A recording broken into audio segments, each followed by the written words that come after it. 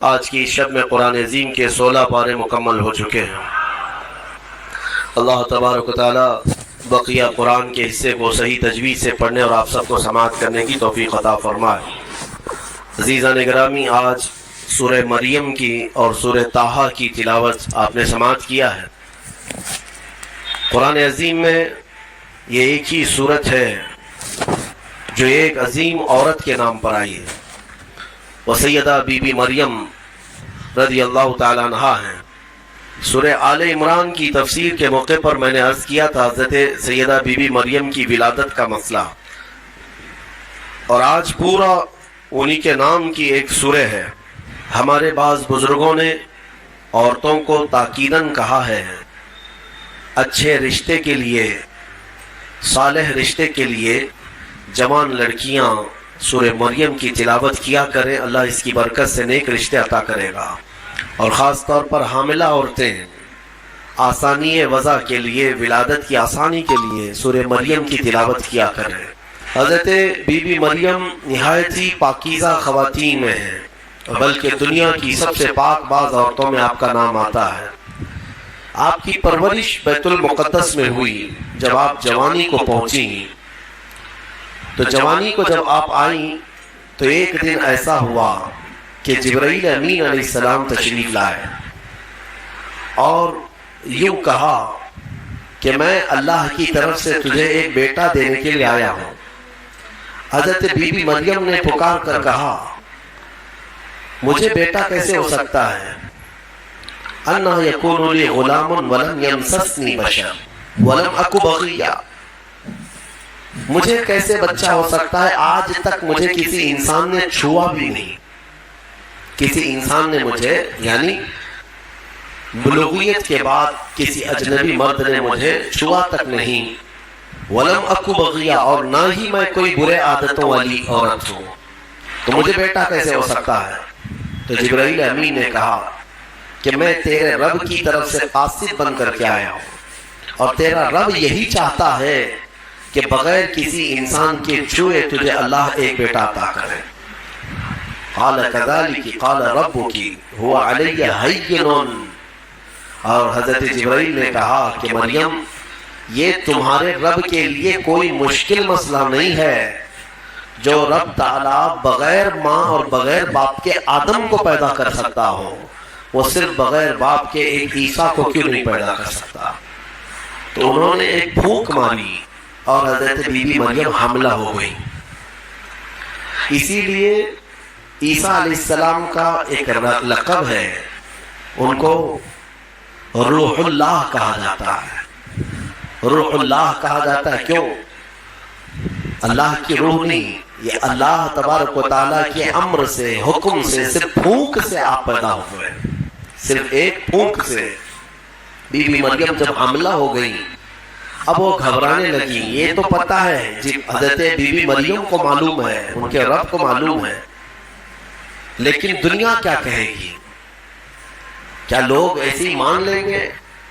لیکن سارے لوگ حضرت بی بی مریم کی طہارت کو تو مانتے تھے، ان کی پاکیزگی کا سب لوگ اقرار کرتے تھے، لیکن جب آپ حاملہ ہو گئی تو پھر اللہ تبارک و تعالیٰ کا حکم ہوا آپ کو کہ آپ آبادی سے یہ نکل جائیں، یہاں سے دور نکل جائیں، اور کھجوروں کا ایک باغیچہ ہے اس میں وہ چلی گئی۔ جب ولادت کا وقت قریب آیا اور اللہ تبارک و تعالیٰ نے انہیں وہاں جانے کا حکم دیا، اب وہاں جب وہ پہنچی تو درد کی شدت تھی آپ کو، اور حضرت بی بی مریم نے درد ذہن میں جو الفاظ کہے وہ بھی قرآن میں آیا۔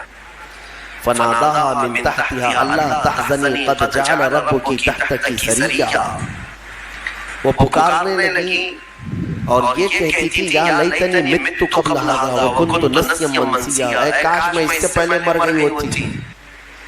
یہ درد جو ہوتا ہے نا بچے کی ولادت سے پہلے، یہ بہت شدید ہوتا ہے، اور عورتوں کو اسی کا اجر بھی دیا جاتا ہے۔ اگر بچے کی ولادت کے دوران کسی عورت کا انتقال ہو گیا تو اسے شہید کا مقام دیا جاتا ہے، وہ شہادت ہے، اس کی شہادت کا مقام ہے۔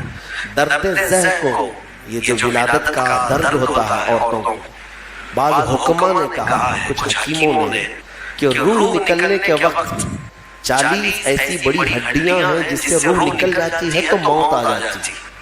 40 ہڈیوں سے جب روح نکل جائے تو موت آتی ہے. بچے کی ولادت کے وقت عورت کی 39 ہڈیوں سے روح نکل چکی ہوتی ہے. اب اس سے اندازہ کریں کہ وہ موت کے منہ میں قریب جا کر واپس آتی ہے. ایک بچے کو جنم دینا دنیا میں یہ اللہ تبارک و تعالیٰ ہی ان عورتوں کو صبر دیتا ہے اور وہ درد اور وہ تکلیف کو برداشت کرنے کی اللہ تبارک و تعالیٰ ہی انہیں طاقت عطا کرتا ہے، ورنہ اس درد کو سہنا ہر ایک کا کام نہیں ہے.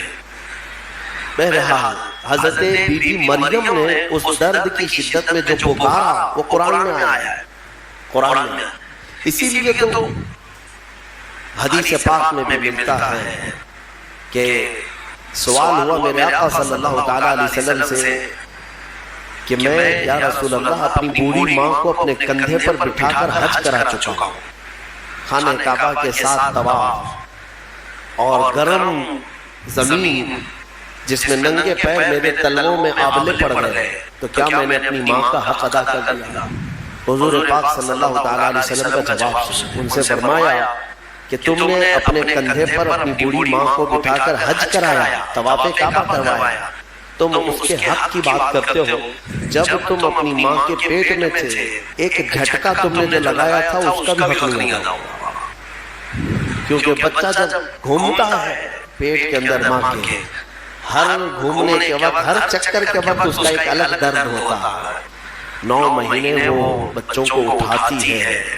میرے عزیزوں، اگر تمہارے پیٹ میں کھانا زیادہ ہو جائے تو پیٹ بھاری پڑ جاتا ہے اور آپ چل پھر نہیں پاتے ہیں. جلدی سے آپ سکون کی جگہ ڈھونڈتے ہیں کہ میں پیٹ خالی کر لوں یا ہلکا کر لوں.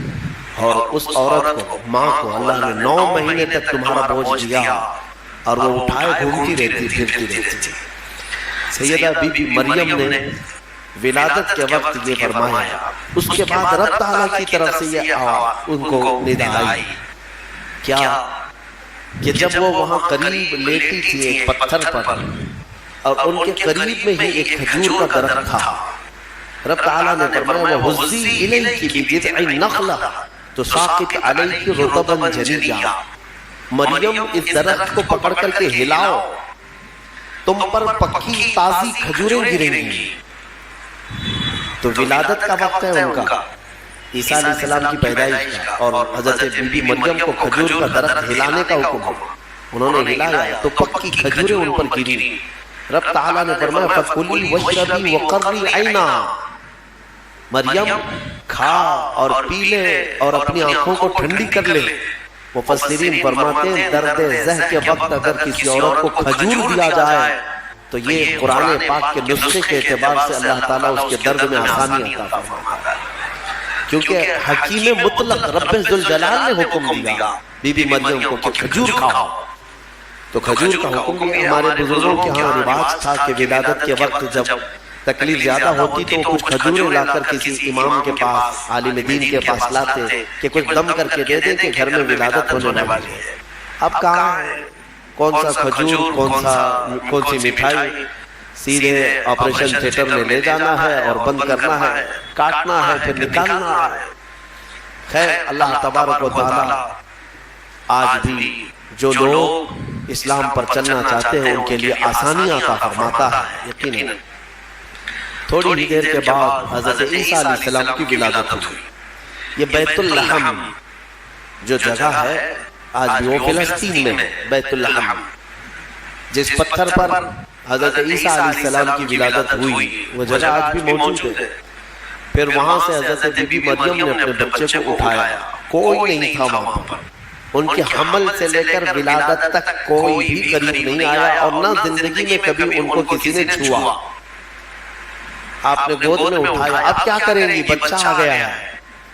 رب تعالیٰ نے فرمایا فَإِمَّا تَرَئِنَّ مِنَ الْبَشَرِ أَحَدًا فَقُولِي إِنِّي نَذَرْتُ لِلرَّحْمَنِ صَوْمًا فَلَنْ أُكَلِّمَ الْيَوْمَ إِنسِيًّا. مریم اب اپنی بستی کی طرف جاؤ گی. اگر کوئی انسان تمہیں نظر آئے، لوگ اگر نظر آئیں تو بات مت کرنا کسی سے. ان سے کہنا آج میں نے چپ رہنے کا روزہ رکھا ہے. ہاں اس شریعت میں ہوا کرتا تھا چپ کا روزہ، خاموشی کا روزہ، کہ دن بھر خاموش رہنے کا بھی روزہ ہوا کرتا تھا۔ اب یہ بھی کیسے بتائیں گے؟ وہ اشارے سے۔ اس زمانے میں ہوتا تھا جب کوئی خاموشی کا روزہ رکھتا تو وہ اشاروں سے بات کرتا، سامنے والا سمجھ جاتا آج اس کا خاموشی کا روزہ ہے۔ کاش یہ روزہ اور بھی ہمارے ساتھ ہوا کرتا، لیکن اس شریعت میں ہمارے ہاں چپ کا روزہ نہیں ہے، خاموشی کا روزہ نہیں ہے۔ میں تو یہ سوچتا ہوں کم سے کم عورتوں کے لیے تو ہو جاتا۔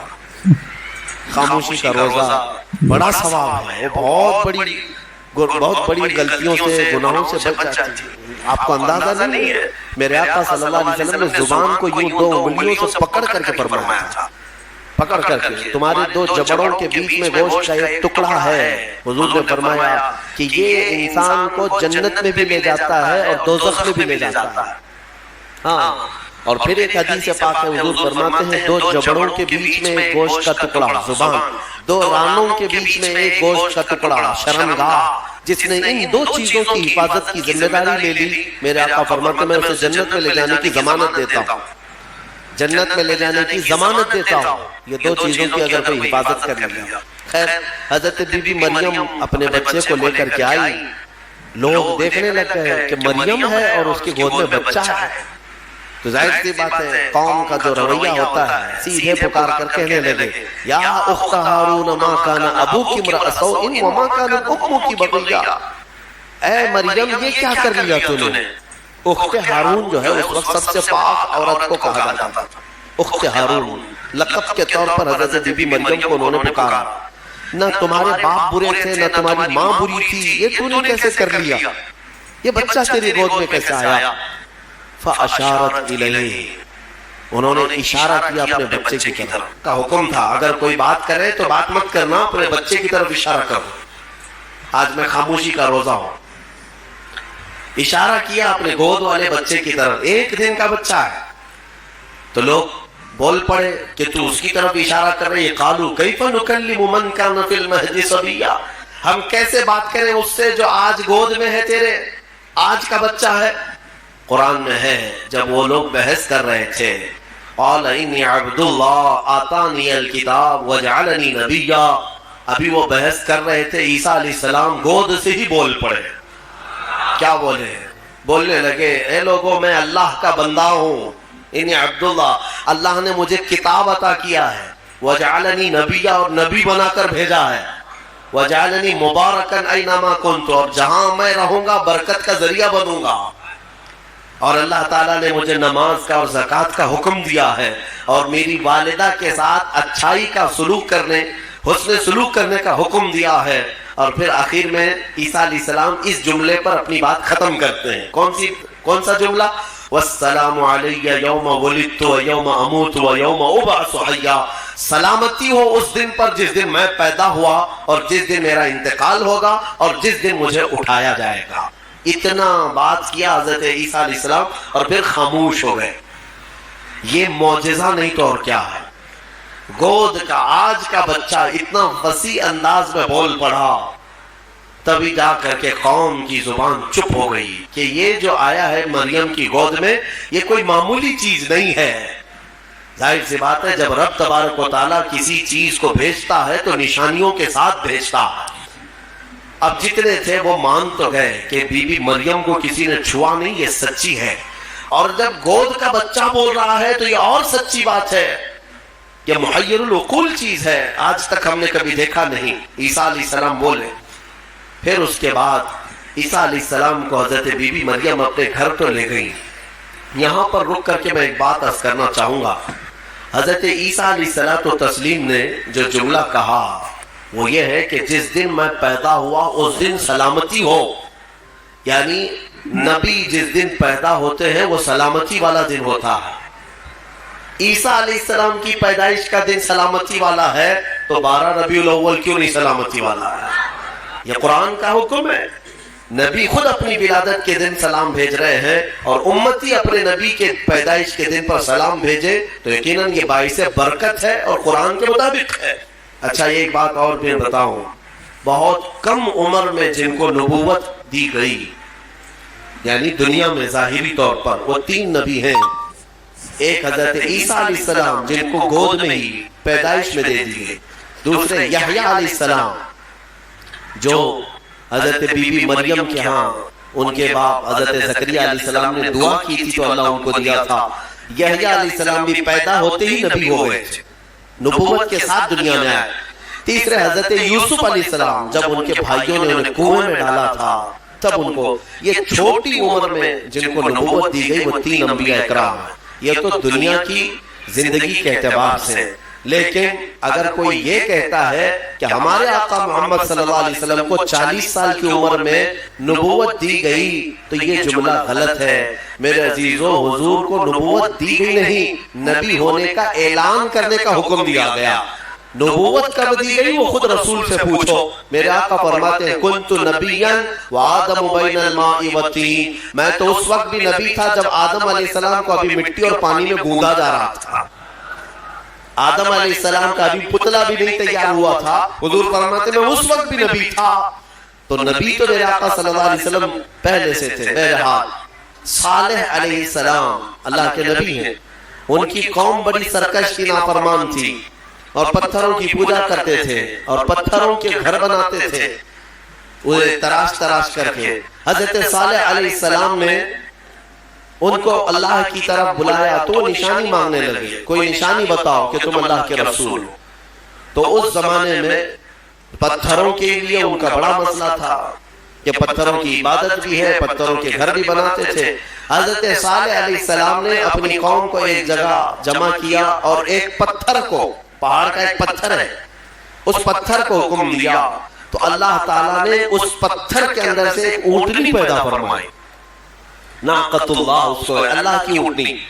اب مجھے بتاؤ کیا یہ عقل تسلیم کرے گی کہ ایک اونٹنی کو پیدا ہونے کے لیے اس کے بھی تو ماں باپ ہونے چاہیے، وہ بھی کسی اونٹنی کی پیٹ سے پیدا ہوگی؟ لیکن اتنا محیر العقول واقعہ کہ پتھر اور اونٹنی کا کیا میل۔ ہاں یہ بھی بات سمجھ میں آ سکتی ہے کہ ہاتھی کے، ہتھنی کے پیٹ سے کوئی اونٹنی پیدا ہو گئی، یا کسی جانور کے پیٹ سے کوئی دوسرا جانور پیدا ہو گیا، کچھ قریب تو سمجھ میں آتا ہے، لیکن پتھر کے اندر سے اونٹنی پیدا ہونا یہ سمجھ میں آتا ہے؟ اللہ تبارک و تعالیٰ جب اپنی نشانیاں دکھانا چاہتا ہے تو اسی طرح کی معجزے اپنے نبیوں کو دیتا ہے اور ظاہر کرتا ہے تاکہ لوگ ان اللہ کے نبیوں کی حقانیت کو تسلیم کریں۔ اسی لیے ہم کہتے ہیں کہ پتھروں سے پانی کا جاری ہونا سمجھ میں آتا ہے۔ اگر تم پیاسے ہو، ہم نے کہیں پتھر میں سوراخ کر دیا اور پانی بہنے لگ گیا تو آپ پانی پی لیں گے، ہو سکتا ہے تھوڑا بہت تعجب کریں گے، تھوڑا بہت تعجب کریں گے، ہاں انہوں نے پتھر سے پانی نکال دیا، لیکن دماغ میں تمہاری یہ تو ہے کہ بہت سارے پہاڑوں میں دیکھا ہے ہم نے پتھروں کے بیچ سے پانی بہتا ہے۔ لیکن محمد رسول اللہ صلی اللہ علیہ وسلم کے صحابہ جب پیاسے ہوئے تو پتھر سے میرے آقا نے نہیں، انگلیوں کے بیچ سے پانی جاری کر کے دکھایا۔ سمجھ میں آتی ہے یہ بات؟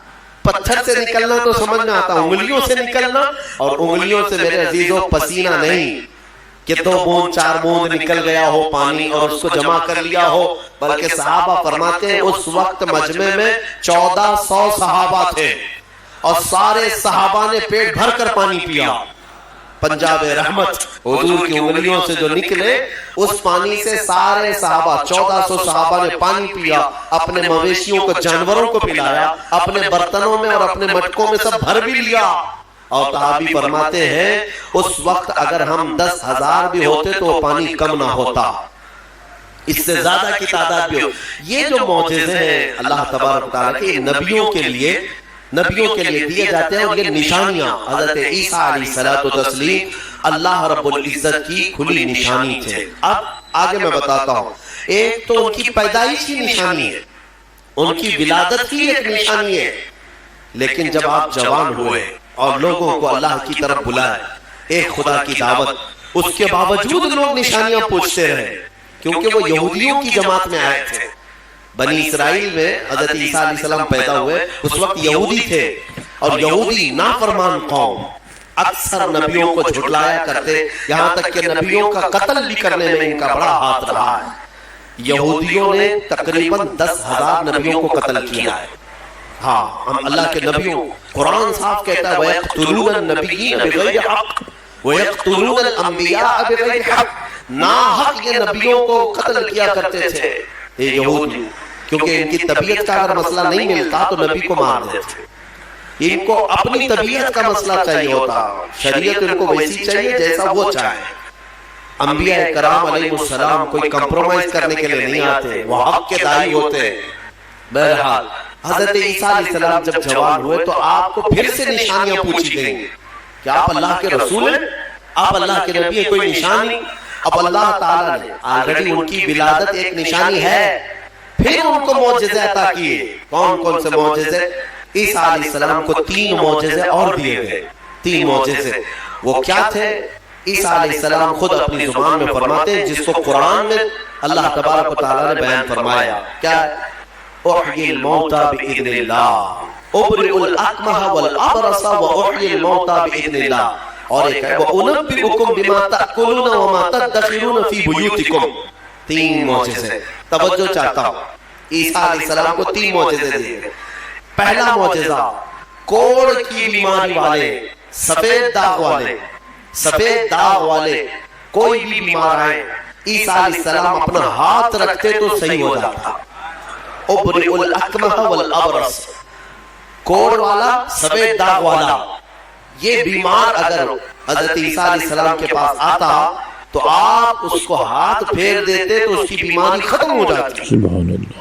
دوسرا معجزہ، وَأُحْيِي الْمَوْتَى بِإِذْنِ اللَّهِ، کہتے ہیں کہ میں مردوں کو اللہ کے حکم سے زندہ کر دیتا ہوں۔ اللہ اکبر۔ عیسیٰ علیہ السلام فرما رہے ہیں۔ عیسیٰ علیہ السلام کا معجزہ یہ تھا کہ اگر وہ کسی قبر کو ٹھوکر مارتے تو قبر سے مردہ زندہ کھڑا ہو جاتا، کے بعد دوبارہ زندہ کرتے عیسیٰ علیہ السلام۔ کبھی کبھار مٹی کے پرندے بناتے، ان میں پھونک مارتے تو وہ اڑنے لگتے تھے۔ ہاں، مٹی کے پرندوں کو پھونک مارتے تو وہ اڑنے لگتے زندہ ہو کر۔ 2 معجزے ہو گئے۔ تیسرا معجزہ اہم ہے، عیسیٰ علیہ السلام فرماتے ہیں وَأُنَبِّئُكُمْ بِمَا تَأْكُلُونَ وَمَا تَدَّخِرُونَ فِي بُيُوتِكُمْ، تم اپنے گھروں میں بیٹھ کر جو کچھ بھی کھاتے ہو اور جمع کرتے ہو، عیسیٰ علیہ السلام فرماتے ہیں میں یہیں بیٹھ کر کے سب بتا دیتا ہوں، ساری چیزوں کی میں خبر دیتا ہوں۔ عیسیٰ علیہ السلام کا معجزہ یہ تھا کہ تم اپنے گھروں میں جو کھاتے ہو، جمع کرتے ہو، سب کی خبر عیسیٰ علیہ السلام کو ہے۔ یہ ظالم نادان جو میرے نبی کے علم غیب کا انکار کرتے، قرآن پڑھا بھی ہے کہ نہیں پڑھا؟ عیسیٰ علیہ السلام جو بنی اسرائیل کے نبی ہیں، جو بعد میں حضور کی امت میں آئیں گے آسمانوں سے، اور آئیں گے حضور کی امت، حضور پاک صلی اللہ تعالیٰ علیہ وسلم کی امت میں رہیں گے۔ اب اندازہ کرو، انہیں اللہ تعالیٰ نے اتنا علم غیب دیا تو کیا میرے رسول کو غیب کا علم نہیں ہوگا؟ ہمارا تو عقیدہ یہی ہے، ہمارا موقف یہی ہے۔ میرے آقا مدینے میں ہو کر ہماری مسجد کا بھی ملاحظہ فرما رہے ہیں۔ ہاں، وہ پوری دنیا کو ایسے دیکھتے ہیں جیسے اپنے ہتھیلی کو دیکھتے ہیں۔ خود میرے آقا نے فرمایا، مسلم شریف کی حدیث ہے، اللہ کے حبیب فرماتے ہیں ان اللہ زوى لی الارض، اللہ نے پوری روئے زمین کو میرے لیے سمیٹ دیا ہے، اور میں پوری روئے زمین کو ایسے دیکھتا ہوں جیسے ہتھیلی کو دیکھتا ہوں۔ 3 معجزے ہیں عیسیٰ علیہ السلام کی، یاد رکھیے گا۔ اب میرا سوال بھی سن لیجئے توجہ کے ساتھ۔ ایک ہے وہ کوڑ کی بیماری اور برس کی، سفید داغ کی بیماری والے کو ہاتھ رکھتے تو کیا ہوتا؟ کیا ہو جاتا؟ صحیح ہو جاتا۔ حاضر ہے آپ کا دماغ؟ بہت اہم چیز۔ دوسری چیز ہے، مرے ہوئے آدمی کو ٹھوکر مار کر زندہ کر دیتے تھے۔ چلے 2 ہی پر ہم بات کرتے ہیں۔ یہ بیماریوں سے شفا دینا کس کا کام ہے؟ عقیدہ تو یہی ہے نا، اللہ کا کام ہے۔ پھر سوال تو یہاں ان لوگوں کے لیے بھی بن پڑتا ہے جب ہم اپنے مصطفیٰ کے لیے کہتے ہیں یا رسول اللہ شافی و نافی ہو تم، وافی و کافی ہو تم، درد کو کر دو دوا، تم پہ کروڑوں درود۔ ارے یہ بریلوی شرک کر رہا ہے۔ رسول کو کہہ رہا ہے شافی ہیں، رسول کو کہہ رہا ہے کافی ہیں، رسول شفا دیں گے؟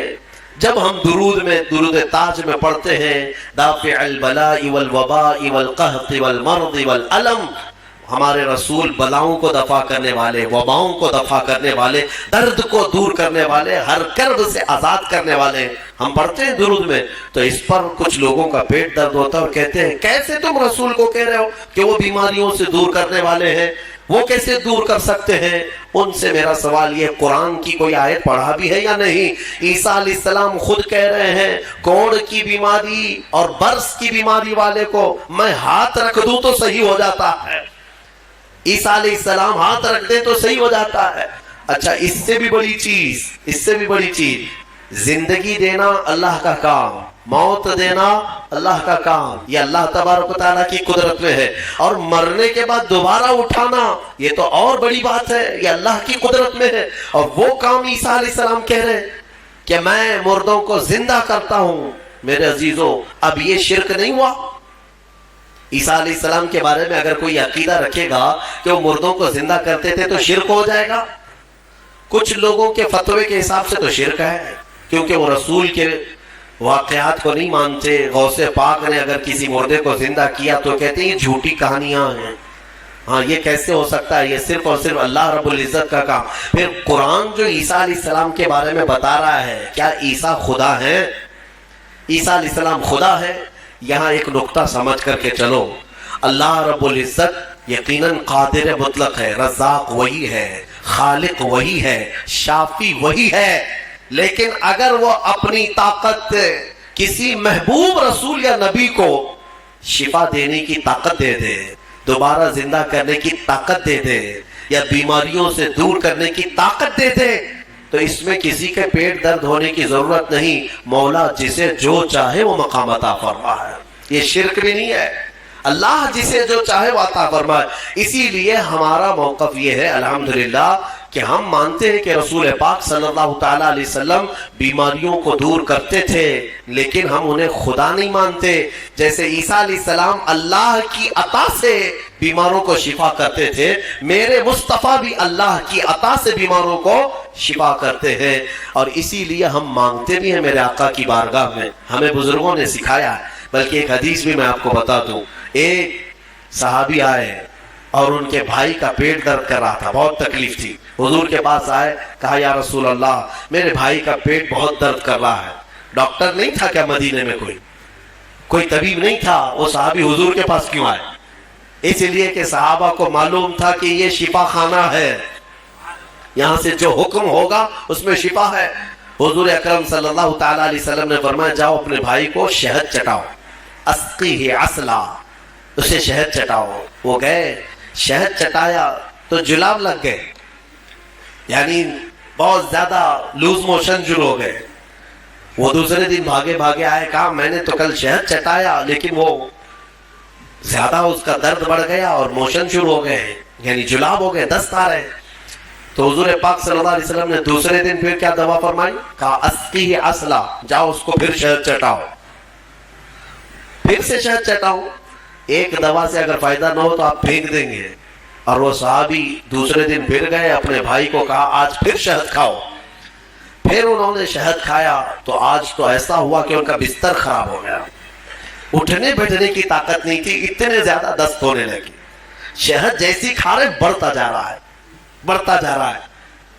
تو کوئی آ کے یہ تو کہہ سکتا تھا کہ ریئیکشن ہو رہا ہے، دوا بدل دیں۔ تیسرے دن آئے وہ صحابی، کہا یا رسول اللہ اب تو اور حالت بری ہو گئی، بہت زیادہ تکلیف ہے۔ تیسرے دن میرے آقا صلی اللہ علیہ وسلم نے فرمایا جا اپنے بھائی کو شہد چٹا۔ تیسرے دن بھی اس صحابی نے کہا یا رسول اللہ شہد چٹاؤں؟ کہاں، تیرے بھائی کا پیٹ جھوٹ بول رہا ہے، اللہ کا نبی سچ بول رہا ہے۔ وہ گئے، تیسرے دن شہد چٹایا۔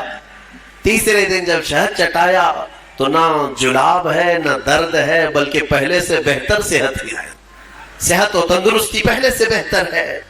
وہ آئے، میرے عزیزوں کہنا یہ تھا کہ حضور پاک صلی اللہ تعالیٰ علیہ وسلم نے پھر ارشاد فرمایا کہ تمہارے بھائی کو شہد کی جو تجویز کی گئی تھی وہ اللہ تبارک و تعالیٰ کے حکم سے ہے کہ شہد میں اللہ نے شفا رکھا ہے۔ اب وہ گڑبڑ کیوں ہو رہی تھی؟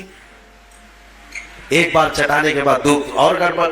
شیطان اس طرح سے کرواتا ہے تاکہ تمہارا عقیدہ رسول کی بات پر نہ رہے، اور اگر تم جمے رہ گئے اسی بات پر تو شفا تو اللہ ہی کی طرف سے آئے گی۔ بسا اوقات ایسا ہوتا ہے کہ کچھ لوگ ہم سے آ کر کے کہتے ہیں کہ حضرت کوئی وظیفہ دے دیجئے، وظیفہ دیے، جو کام تھا وہ بھی چھوٹ گیا، آپ نے جو دیا اس سے ریئیکشن ہو گیا ہے. اکثر لوگوں کو ایسا لگتا ہے ہمارے پاس وظیفہ لیتے ہیں، تعویذ لیتے ہیں، 2 دن کے بعد پھر بولتے ہیں کہ حضرت ابھی تک کچھ ہوا نہیں ہے.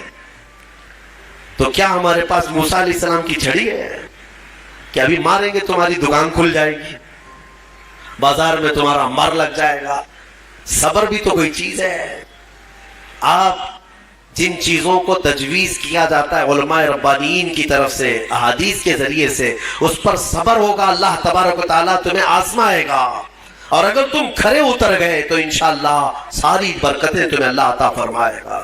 دوسری ایک صحابی آئی حضور کے پاس، ان کا بیٹا گونگا تھا، بولتا نہیں تھا، 8 سال کا یا 9 سال کا بچہ تھا، پیدائشی، بولتا نہیں.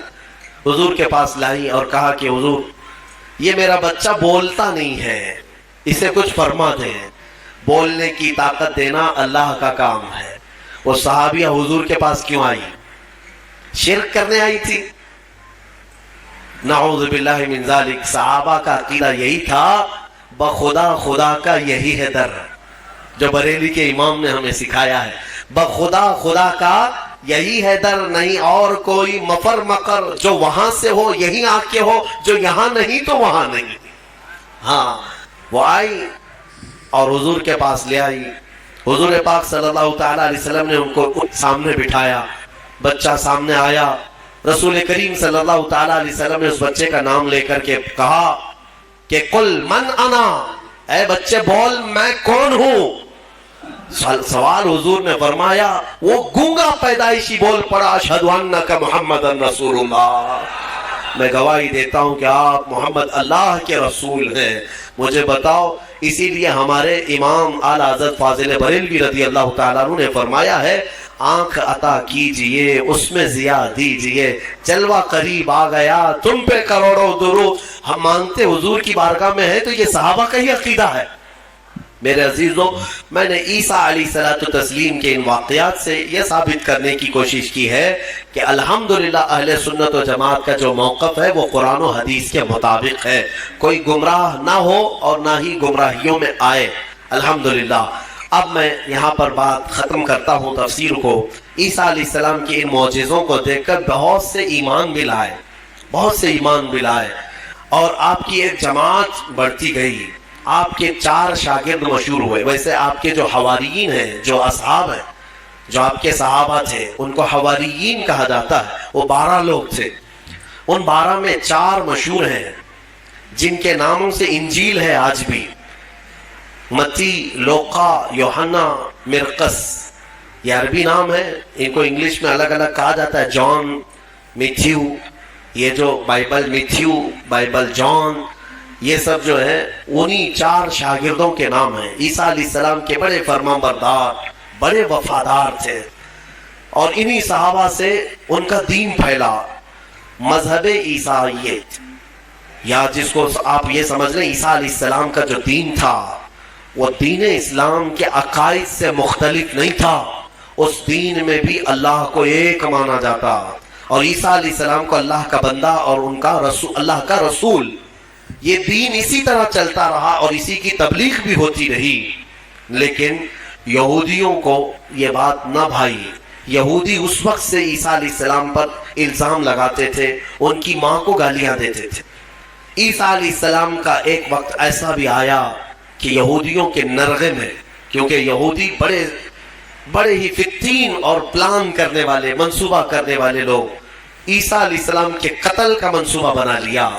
اور اس قتل کے منصوبے سے وہ آخری دن تھا عیسیٰ علیہ السلام کا، جس گھر میں عیسیٰ علیہ السلام ایک باغیچے میں اپنے شاگردوں کے ساتھ رہے، ان کو تعلیمات دی اور سب کو رخصت کیا اور کہا آج کے بعد میں تم سے ملاقات نہیں کروں گا، تم دین حق پر قائم رہنا. شاگرد سب چلے گئے، عیسیٰ علیہ السلام تنہا گھر میں تھے. یہودیوں کی ایک جماعت آئی قتل کے منصوبے سے، اور سب کے سب ہتھیار سے لیس ہو کر حضرت عیسیٰ علیہ السلام کے گھر کا گھیراؤ کر لیے. یہودیوں نے اپنے ایک آدمی کو اندر بھیجا کہ جاؤ دیکھ کر کے آؤ عیسیٰ کیا کر رہے ہیں، کس حالت میں ہے. ایک شخص اندر آیا عیسیٰ علیہ السلام کو دیکھنے کے لیے، یہودیوں کا ایک شخص اندر آیا، اور جیسے ہی وہ اندر آیا قرآن میں مولا فرماتا ہے وَلَكِنْ شُبِّهَ لَهُمْ، یعنی جس کا مفہوم یہ ہے کہ اللہ نے عیسیٰ علیہ السلام کی شکل اس آدمی کو دے دی اور عیسیٰ علیہ السلام کو آسمانوں پر اٹھا لیا، آسمانوں پر اٹھا لیا. بر رفعہ اللہ الیہ، قرآن میں اللہ فرماتا ہے اللہ نے ان کو اپنی طرف اٹھا لیا. عیسیٰ علیہ السلام آج بھی زندہ ہیں، آسمانوں پر باقی ہیں. اب وہ شخص اندر آیا، بہت دیر تک وہ باہر نہیں آ رہا تھا، تو یہودی باہر جو کھڑے تھے وہ پریشان تھے کہ ہمارا جو آدمی گیا ہے وہ آیا نہیں ابھی تک. اس کے بعد سبوں نے کہا چلو کہاں اس کو دیکھیں گے، حملہ کرتے ہیں. سب کے سب گھس گئے اور اندر جو شخص تھا وہ عیسیٰ علیہ السلام کی شکل کا دکھ رہا تھا، اسی کو پکڑ کر لائے، اس کو خوب مارا اور پھر لا کر کے باہر سولی پر چڑھا دیا، سولی پر چڑھا دیا، صلیب پر، اور پھانسی دے دی. پھانسی دینے کے بعد پھر ان کو یاد آیا ہمارا آدمی کہاں گیا جو ڈھونڈنے کے لیے گیا تھا. تو وہ کچھ لوگ تھے جو جانتے تھے، پاؤں جو نیچے سے تھے وہ نہیں بدلے تھے، اللہ نے اس کی اصلی شکل پر ہی رکھا تھا. تو کچھ لوگوں نے پاؤں دیکھ کر کے کہا یہ تو ہمارا آدمی ہے، اس کے پاؤں تو ہمارے آدمی کی طرح ہے. لوگوں نے کہا اگر یہ ہمارا آدمی ہے تو پھر عیسیٰ کہاں گئے، عیسیٰ اس گھر سے کہاں گئے؟ ان کو ہم نے اندر جاتے دیکھا ہے، اندر ہم نے گھیرا کیا ہے، وہ کہاں گئے؟ اسی شک میں رہ گئے یہ عیسیٰ ہے کہ ہمارا آدمی ہے. کچھ کہتے ہمارا آدمی ہے، کچھ کہتے نہیں عیسیٰ ہے. اسی چکر میں رہ گئے یہ لوگ، ان کو پتہ ہی نہیں تھا کہ عیسیٰ علیہ السلام کہاں گئے. ظاہر سی بات ہے عیسیٰ علیہ السلام جب آسمانوں پر اٹھا لیے گئے، اب اگر یہ خبر کوئی دے گا تو کوئی اللہ کا نبی ہی دے گا نا، کوئی نبی ہی دے گا، غیب کی خبر کون دے گا؟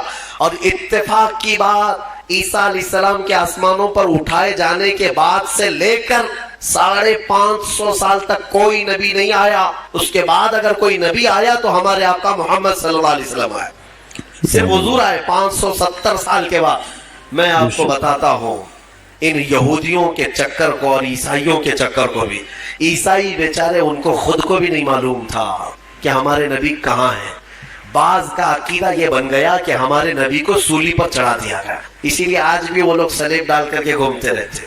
ایک جماعت اس میں یہ بن گئی، ایک جماعت یہ کہنے لگی ہمارے نبی کو یہودیوں نے صلیب پر چڑھا دیا، پھانسی پر چڑھا دیا، اور اس پر پھر عقیدے گڑنے لگ گئے. عقیدے کیا کیا گڑ لیا کہ ہمارے نبی نے جو پھانسی پر چڑھ کر کے قربانی دی ہے، بلیدان دیا ہے، وہ ہم سب کے گناہ معاف کرانے کے لیے قربانی دی ہے.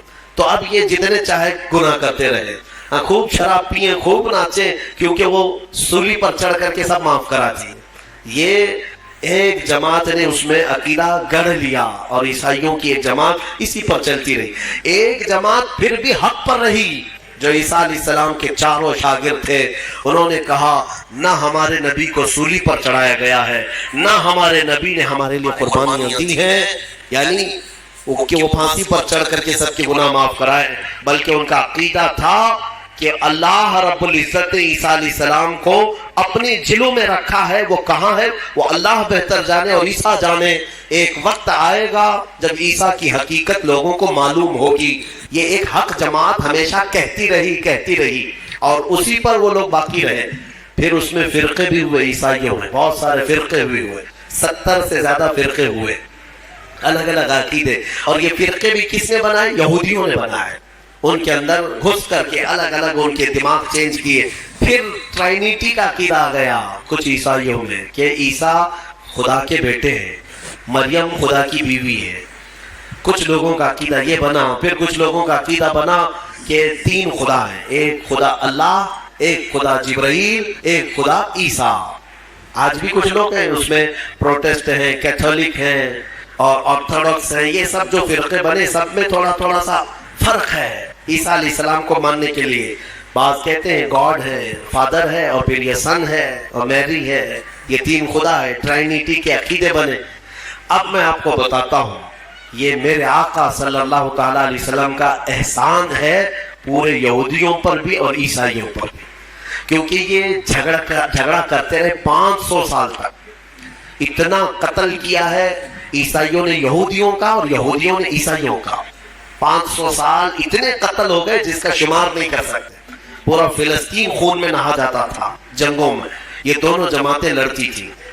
وہ الزام لگاتے ان کی ماں پر اور یہ یہودیوں پر الزام لگاتے اور قرآن بھی کہتا ہے وقالت الیہود لیست النصارى علی شیء وقالت النصارى لیست الیہود علی شیء. دونوں کہتے تھے. عیسائی کہتے تھے یہودی کوئی چیز ہی نہیں ہے اور یہودی کہتے عیسائی کوئی چیز ہی نہیں ہے. دونوں لڑتے تھے.